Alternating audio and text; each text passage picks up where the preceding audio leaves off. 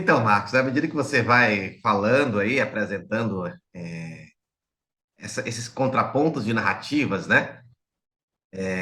Eu fiquei pensando em uma série de coisas. Uma, até eu já conversei com você em off, sobre essa relação, se há uma relação de semelhança, e alguns pontos de semelhança entre o que se chama hoje de pós-verdade com a sofística. Claro, se você pega a sofística dos manuais de filosofia descrita por Platão, né? Se você olha ali, ó, há muita semelhança, né? Entre o que é pós-verdade, a verdade, o que é verdade não é a objetividade das coisas, mas aquilo que é agradável, né? Como se eu já construísse a verdade antes, os fatos é que tem que se adequar ao meu conceito de verdade. Tá. Parece que há semelhança, sim, com a sofística descrita por Platão. Mas na medida que você vai expondo o que de fato é a sofística, parece que a coisa se dá ao contrário. Ou seja, a pós-verdade já não se parece com essa sofística que é pautada na busca de uma verdade que é construída na circunstância da coletividade, né? No diálogo, no debate, não é? Ou seja, mais parece que se assenta mais nessa coisa de um grupo de iluminados né? que, que apresenta as ferramentas para acessar a verdade e toda outra busca de verdade com base ali nas relações, no debate, na circunstância, isso é perigoso, isso tem que ser superado. O que você tem a dizer a respeito? É uma coisa interessante. Essa questão da pós-verdade é uma coisa nova, né? Eu até fiz alguma pesquisa para poder entender melhor essa questão da pós-verdade e anotei um conceito, que até você compartilhou comigo esse conceito. Eu vou ler aqui esse conceito para a gente poder partir daí. O verbete pós-verdade, né? Abrindo aspas, né? Relativo a ou que denota circunstâncias nas quais fatos objetivos são menos influenciadores na formação da opinião pública do que apelos à emoção ou à crença pessoal, não é? Se a gente for quebrar esse verbete a partir da sofística, a pergunta que a sofística faria, né, seria quais são os fatos objetivos e como podemos alcançá-los, como podemos acessá-los. Essa é a discussão da sofística. Quais são os fatos objetivos? E qual é a possibilidade de acessibilidade a esses fatos objetivos? Não é? Esse duelo filosófico em busca da verdade é um duelo interminável. A gente sabe disso. Não é? Todas as escolas, de alguma maneira, estão tentando definir ou encontrar o caminho seguro para chegar a essa verdade. Agora, no meu doutorado, eu trabalho com um filósofo chamado Galeno, médico e filósofo e médico, que está também nessa luta. E ele vem propor, né, que a verdade ela só é possível através da premissa científica. Né? A gente tem aí, no segundo século da Era Comum, já a proposição da ciência, que também é um outro pensador que não é visto pela história da filosofia. Né? Mas isso é para um outro capítulo. Mas já no segundo século a gente tem lá um cara dizendo que existe uma proposição científica para se encontrar a verdade, e daí é que surge toda essa experiência do empirismo que a gente vai encontrar só no século XVII dentro dos livros de história. Mas ele já está lá no segundo século, né? Então, a verdade também era uma preocupação da sofística. E eu quero pontuar isso aqui, a sofística, ela não abria mão dessa busca pela verdade. Só que a verdade sofística era uma verdade diferente, como a gente já falou, não é? A dificuldade da sofística nesse aspecto, João, é essa acessibilidade. Vamos então falar aqui de três aspectos, rapidamente, eu vou tentar ser bem rápido. Três textos do Gorgias. Né? O primeiro deles é o Tratado Não Ser. O segundo deles é o Elogio de Helena. E o terceiro deles é a Defesa de Palamedes. São três textos muito importantes do Gorgias. Né? O Tratado de Não Ser, que inclusive você já leu na introdução desse trabalho, desse encontro, né? O Tratado de Não Ser, ele, eu vou repetir aqui, apenas com uma tradução um pouco diferente. Eu aqui estou usando a tradução do professor Dr. Aldo Dinucci, que é um excelente tradutor do grego, de textos clássicos, né? E que ele não trabalha com essa versão do nada existe, que essa é uma versão problemática, né? Mas existe essa versão do nada existe. Na verdade, a tradução que eu gosto, que eu trabalho, é o tratado não ser de Gorgias, ele pode ser resumido em 3 pontos. Primeiro, nada é. Segundo, se é incognoscível. Terceiro, se tanto é quanto é cognoscível, não pode ser evidenciado aos demais. Agora vamos traduzir isso, né? Quando ele diz não é, nada é, né? Ele não está dizendo que as coisas não existem, né? Porque aí ele estaria falando que a palavra existir é uma palavra problemática no nosso português, porque parece que ele está falando que eu estou agora usando uma ferramenta que é um computador para comunicar com você e talvez esse computador não existe. Não é isso. Está muito mais próximo de uma coisa, talvez, da ideia de platônica, não é? O que ele está dizendo, quando ele diz que nada é, o que ele está dizendo é a nossa dificuldade de acessar as coisas, né? De acessar o ente. Nós estamos tratando aí do ente. Veja bem que o Tratado Não Ser de Gorgias é um contraponto aos pré-socráticos, né? A Parmênides, e alguns atribuem a Parmênides somente, a Cassan, por exemplo, atribui somente a Na Parmênides. verdade, era essa questão que eu ia te colocar, que quando você falou dos pré-socráticos, me veio à mente o Parmênides, seria o grande contraponto a eles, né? Isso seria o grande contraponto, Também. porque, mas Gorgias eu prefiro aceitar que o contraponto do Gorgias é abrangente para os pré-socráticos do que só a Parmênides, né? Obviamente que a poesia a que ele se refere, possivelmente, é a poesia de Parmênides, né? Mas os pré-socráticos eles estão tratando, não só Parmênides, estão tratando de vários aspectos. Se o ser é uno, se é divisível, né? Se é, se não é, se é múltiplo, né? Então, os pré-socráticos estão discutindo tudo isso, e quando Góes diz que não é, ele está dizendo que a gente não tem acessibilidade ao ente para definir se ele é uno ou ele é múltiplo. O que o Góes está dizendo é simplesmente a gente não consegue acessar. E veja bem, João, a filosofia sofística, o conhecimento dela passa pela percepção sensorial. É por isso que o homem é a medida de todas as coisas, está lá em Protágoras. O homem é a medida de todas as coisas. Por quê? Porque o conhecimento passa pela percepção sensorial, a percepção do homem, né? Então, toda referência do mundo é uma interpretação dessa percepção sensorial. Mas é uma interpretação extremamente problemática e limitada. E aí vem o segundo ponto, não é? Se é, vamos dizer que a gente acesse o ente, ele é incognoscível, quer dizer, ele não pode ser compreendido, porque os nossos sentidos eles não conseguem compreender o ente, que eles têm uma série de limitações. E o terceiro ponto, se é e tanto é quanto é cognoscível, ou seja, se ele é e pode ser compreendido, não pode ser evidenciado aos demais. Significa que ele não pode ser comunicado. Por quê? Porque os nossos sentidos, embora eles sejam importantes e sejam a porta de entrada para a produção do conhecimento, eles não conseguem se comunicar, né?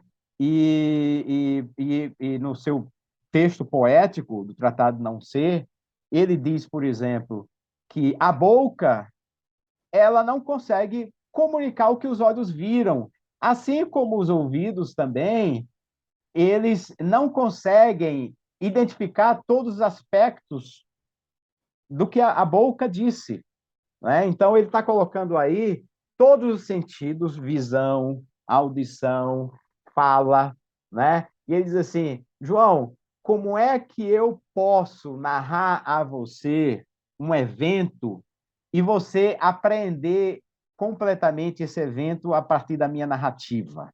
A minha narrativa ela já parte de um pressuposto de que ela já encontrou uma série de limitações.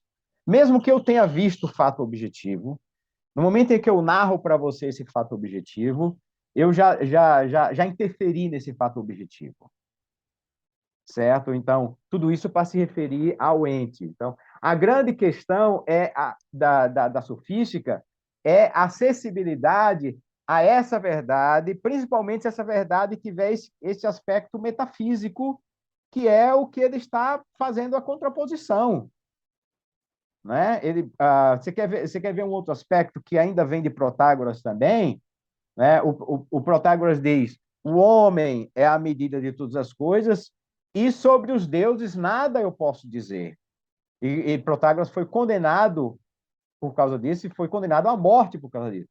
Ah, mas foi Sócrates que foi condenado à morte por falar mal dos deuses. Não, foi Protágoras. Né? Protágoras foi acusado de falar mal dos deuses. E Protágoras não falou nada mal dos deuses. Protágoras não fez nada disso. Os sofistas, eles não eram rompedores da cultura. Né? O que o Protágoras estava dizendo é que não há como acessar os deuses. Então, quando ele diz que ele não tem nada a dizer, é porque ele não consegue acessar. É alguma coisa suprassensível. Você não pode alcançar o suprassensível. Você só pode alcançar aquilo que passa através dos sentidos, através da percepção sensorial. Ele não está negando nada.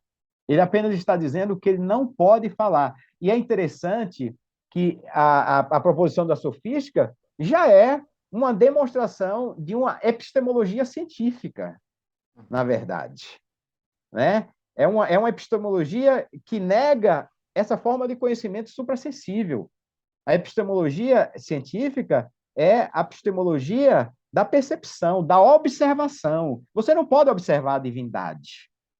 Né? E é interessante que eu encontro esse mesmo paralelo no trabalho que eu estou fazendo em relação ao Galeno, que era um cientista assumido, né? Que ele, no seu contexto também, que é um contexto de o quê? 500, 400 anos afastado da sofística, o Galeno vai dizer a mesma coisa que Protágoras. Ele vai dizer, olha, não há como a gente falar sobre a divindade porque não é observável, né? Então, um conhecimento que não pode ser observado é um conhecimento que não tem uma premissa que possa chegar a um conhecimento, a uma conclusão segura. Né? Então, na verdade, o que Protágoras está defendendo é a inacessibilidade a esses fatos, né? A inacessibilidade ao ente. Aí a gente entra com o elogio de Helena. O que é o elogio de Helena? É um texto que o Gorgias escreve para poder fazer a defesa de Helena. Quem é Helena?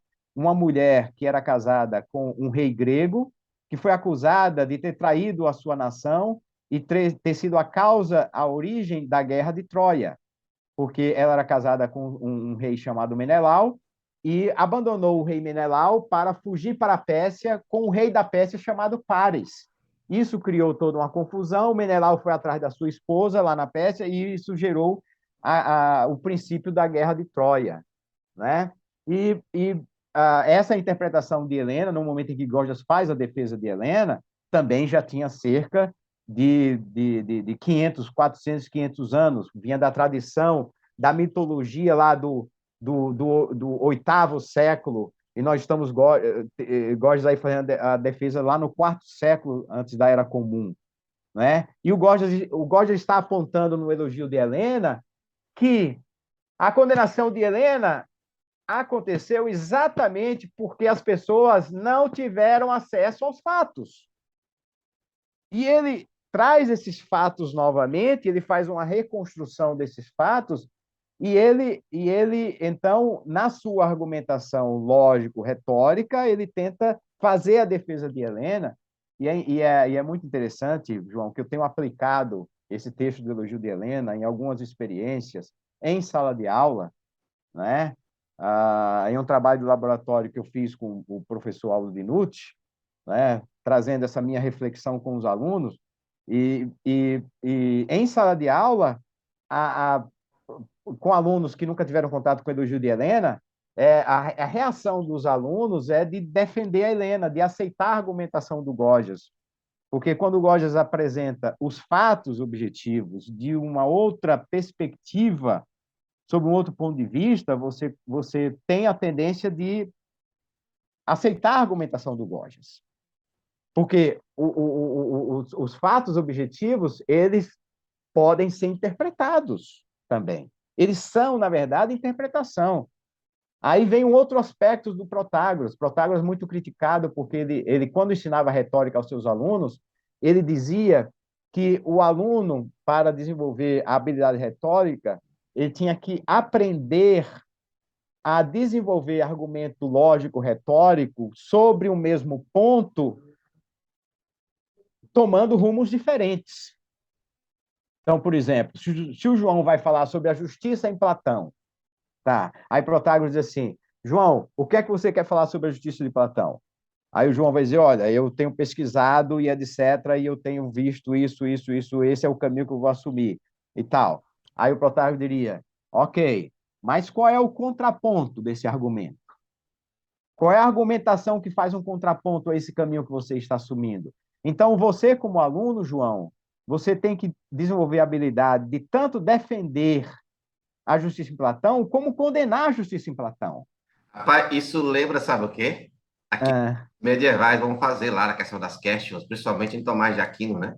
aham, Se você olha assim, aham. o teológico, ele escreve muito dessa forma. Isso, para você ver. O ponto, o Pra, contraponto e depois a posição dele. isso, para você ver a influência que a sofística tem na história da Será que ele filosofia. visitou os sofistas? Ah, isso aí eu não posso apontar, mas a gente pode apontar que o princípio já está na sofística, né? E esse é o aspecto. E aí, para terminar esse raciocínio, João, para a gente não demorar demais nesse ponto, tem o terceiro aspecto, que é o terceiro texto, que é a defesa de Palamedes. O que é o texto da defesa de Palamedes? Né? É um outro texto que Gorgias escreveu, né? Para falar de Palamedes e a condenação de Palamedes. O que aconteceu com Palamedes? Novamente, o contexto é a guerra de Troia, né? E o Estado grego, a organização, né? Porque os estados eram independentes, né? Mas houve uma convocação de alistamento para a guerra de Troia, né? Existia um sujeito chamado Odisseu, que alguns chamam de preguiçosão, que não queria ir para a guerra, né? E quando ele recebeu a convocação, ele resolveu fazer o papel de que ele estava passando por um processo de loucura mental, né? Então, o que é que ele fez? Ele foi ao campo arar, e no campo ele estava arando a terra, né, com um instrumento de arar a terra, aquele que é puxado por animais, que a gente vê aí de vez em quando nos filmes, etc. Né? Não era um trator como a gente tem hoje, que vai cortando a terra, arando a terra facilmente, mas era aquele instrumento simples, básico, que os animais iam puxando e o cara segurando e cortando a terra. Né? Aí o Odisseu ele colocou dois animais para puxar esse arado. Era um jumento ou um cavalo, e um boi, o que é já uma coisa estranha, porque o cara bota ou dois bois ou bota dois cavalos, dois jumentos, mas o Odisseu já. E ele estava semeando sal, né? Ele estava arando a terra para semear sal, plantando sal. Quer dizer, só um louco pode fazer isso, né? E aí o Palamedes, vendo aquela cena, ele disse assim: eu vou mostrar que o Odisseu é um farsante, que ele apenas está fazendo o papel de que ele é louco, para ele que ele é covarde e não quer ir para a guerra. Aí o que é que Palamedes faz? Palamedes pega o filho de Odisseu e coloca na frente do arado, né? Porque se o Odisseu estivesse louco, ele não seria afetado pela presença do filho na frente do arado, né? Ele possivelmente poderia até matar o seu filho. Ele estava louco. Ele não reconheceria seu filho. Aí o que é que Palamedes fez?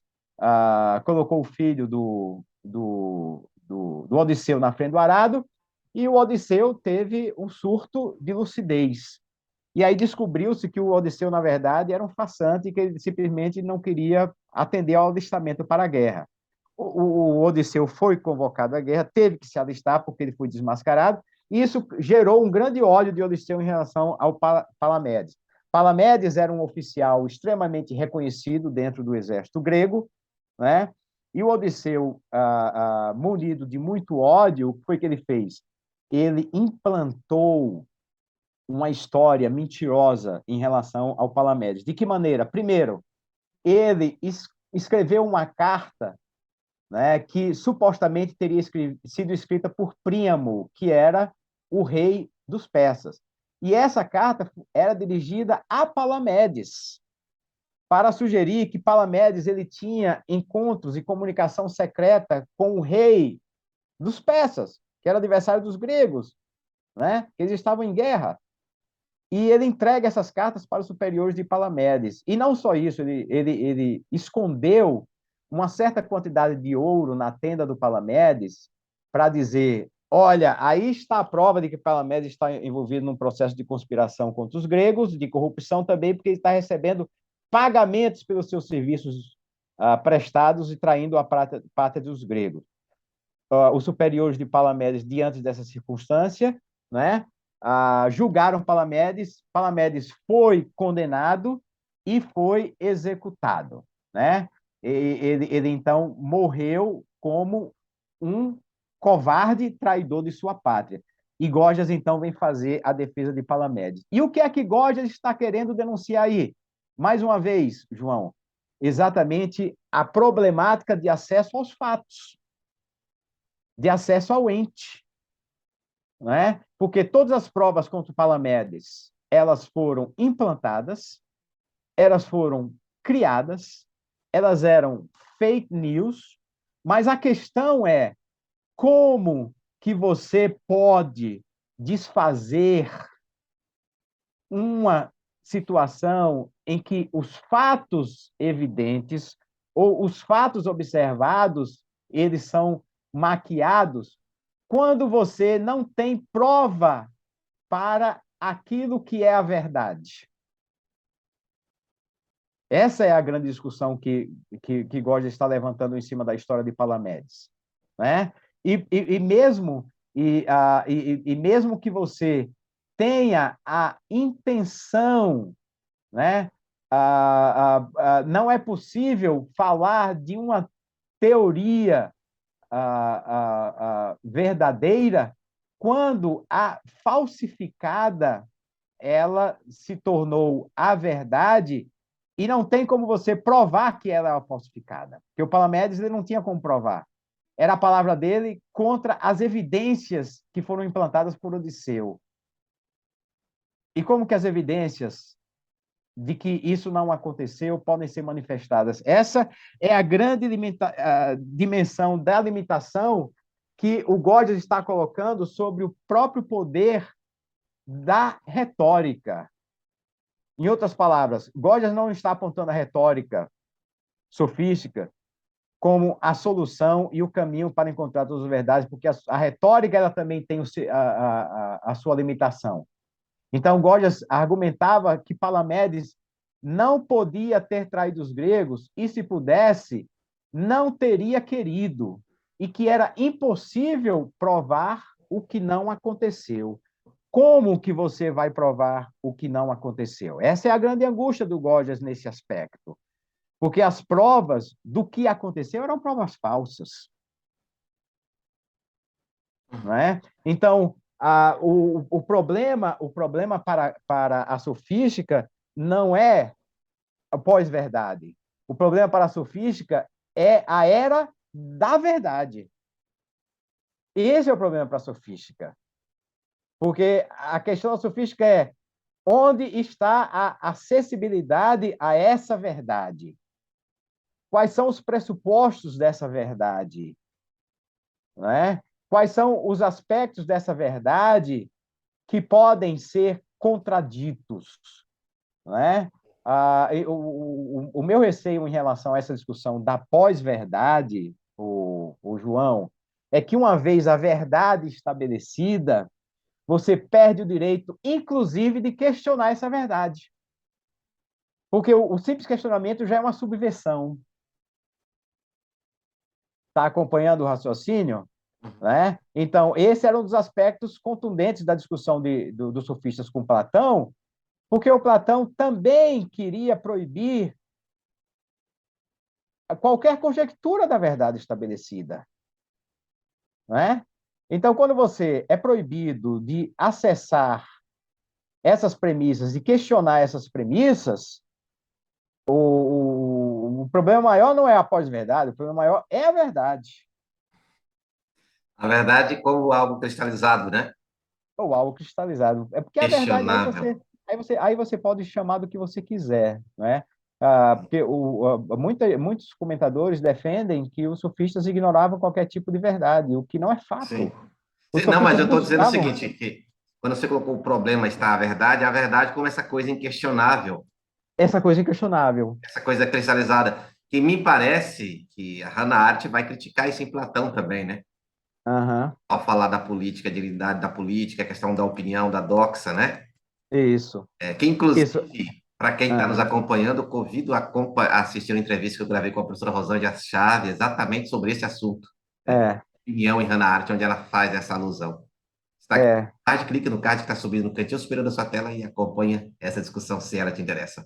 Interessante você estar falando aí da doxa. O Platão acusa a sofística de se limitar à doxa e Gorgias acusa aqueles que o criticam também estarem limitados à doxa, que é a opinião, né? Então, lá no elogio de Helena, o que é que ele Opinião vai dizer? lacradora.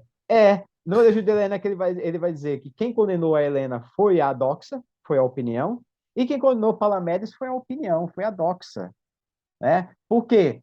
Porque a verdade absoluta é doxa também, porque ela é inacessível. Se ela é inacessível, é doxa. Sim. Então, o que a sofística defende, João, é a epistemologia da superfície. O que nós alcançamos é a superfície. Se a gente usar isso usando o corpo humano, falar sobre isso usando o corpo humano como ilustração, a gente apenas acessa a epiderme do corpo. A gente não acessa o inner, né? A gente não acessa a essência, a gente não acessa a substância, a gente não acessa a ousia, que é o termo grego, né? Eu estou trabalhando isso em Galeno, estou tentando entender em Galeno o que é a substância, porque ele fala que a premissa científica é parte da substância, da ousia, né? O que a Sofia vai dizer é que a gente não tem acesso a essa ousia, a gente não tem acesso a essa substância, a gente está na epiderme o tempo todo. E, pelo que me consta, o conhecimento científico também continua na epiderme, né? Que uma outra ideia que talvez seja uma coisa que tem que ser repensada nessa discussão da pós-verdade, é que essa pós-verdade está sendo ligada ao conhecimento científico, né? E que a gente tem que questionar que tipo de conhecimento científico é que nós estamos falando, né? Que proposição científica é essa que estabelece verdade? Verdade inquestionável, verdade irrefutável, né? Isso é o conhecimento do empirismo. Esse é o conhecimento que a gente encontra a partir do século XVII, XVIII. É a experiência empírica, que coloca a experiência antes da hipótese, né? A filosofia moderna, ela não caminha por aí. A filosofia moderna coloca a hipótese antes da experiência. E que os pressupostos de uma hipótese, eles podem ser verdadeiros, mesmo que não passe por uma experiência, pela dificuldade de acessibilidade às substâncias ou às coisas. Né? Então, quando a nossa física hoje está falando de buraco negro, nós não temos acesso ao buraco negro. Mas nós podemos estabelecer como uma hipótese verdadeira, porque ela é sustentada logicamente, não experimentalmente. A gente não pode colocar o buraco negro dentro de um laboratório, não é? Então, é exatamente isso que a sofística está defendendo, é a dificuldade de acessibilidade dessas verdades, e como defende Karl Popper, na filosofia da ciência moderna, né, a questão da falsificação, qualquer verdade científica, qualquer hipótese científica considerada verdadeira, ela só é verdadeira enquanto não for falsificada ou falseada. Né? O que é que significa ser falseada? Ela ter um contraponto que derrube as suas premissas consideradas verdadeiras. Né? Essa é a proposição do Karl Popper, é a proposição que nega a ciência empírica. Mas, infelizmente, o que predomina no senso comum da sociedade hoje ainda é a verdade do empirismo.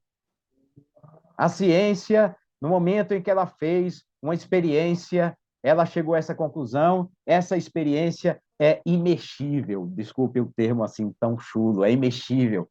Isso é um pressuposto científico ultrapassado.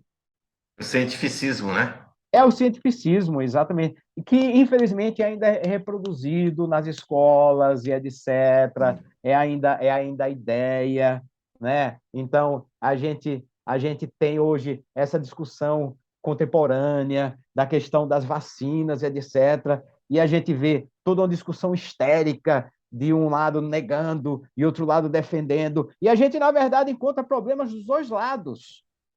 Porque quem está negando o que não compreende, e quem está defendendo também o que não compreende. Está defendendo pressupostos científicos que estão vencidos. Sim. Né? E o Gorgias e a sofística já estão trazendo toda essa discussão de que a gente tem que buscar uma verdade, mas a gente tem que tomar muito cuidado com essa verdade, porque essa verdade ela é relevante enquanto ela se sustenta, mas ela é bem possível que ela não sustente amanhã. Porque senão, João, nós não teríamos feito a transição das físicas. Hoje Sim. ainda estaríamos na física de Aristóteles, né? Mas nós podemos citar pelo menos três momentos importantes na física, né? A gente tem a física de Aristóteles, que foi superada pela física de Newton, que foi superada pela física de Einstein, né? Então, as verdades das hipóteses da física de Aristóteles já não são mais sustentadas por Newton, e Newton já não é mais sustentado por Einstein. Isso é que é a beleza da produção do conhecimento. O conhecimento ele não pode ser terminado, ele não pode ser acabado, porque nós não temos condições de chegar nesse ponto. Sim. Nós estamos limitados pela nossa experiência de relação com a physis, com a natureza.